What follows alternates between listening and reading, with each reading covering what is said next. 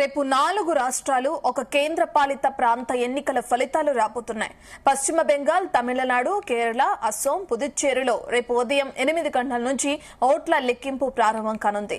రేపు ఉదయం 9 గంటల నుంచి తొలి ట్రెండ్స్ రానుండగా మధ్యాహ్నానికి ఫలితాలపై స్పష్టత రానుంది.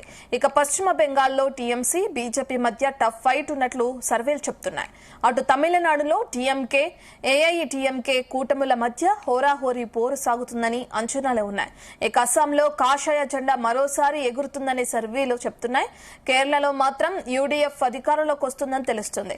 ఇక పుదుచ్చేరిలో ఎన్డీఏ సర్కారు జెండా పాతే అవకాశం ఉందని సమాచారం. ఇప్పటికే కౌంటింగ్ కేంద్రాల వద్ద కేంద్ర బలగాలతో కట్టుదిట్టమైన భద్రతా ఏర్పాట్లు చేశారు.